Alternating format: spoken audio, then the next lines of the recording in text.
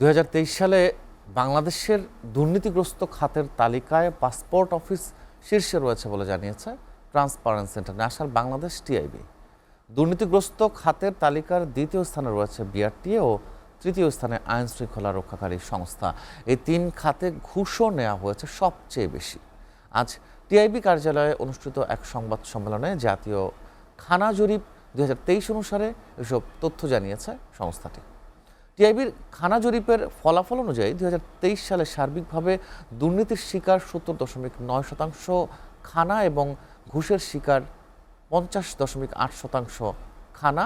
সর্বোচ্চ দুর্নীতি ও ঘুষের হার পাসপোর্ট, বিআরটিএ এবং আইন শৃঙ্খলা রক্ষাকারী সংস্থায়। ২০২৩ সালে সার্বিকভাবে খানাগুলো গড়ে ৫,৬৮০ টাকা ঘুষ বা নিয়ম বহির্ভূত অর্থ দিতে বাধ্য হয়েছে। গড় ঘুষের পরিমাণ সবচেয়ে বেশি বিচারিক সেবা, ভূমি সেবা ও ব্যাংকিং খাতে। ২০২৩ সালে জাতীয় পর্যায়ে প্রাক্কলিত মোট ঘুষের পরিমাণ প্রায় ১০,৯০২ কোটি টাকা, যা ২০২৩-২৪ অর্থ বছরের জাতীয় বাজেটের ১.৪৩% এবং বাংলাদেশের জিডিপির ০.২২%।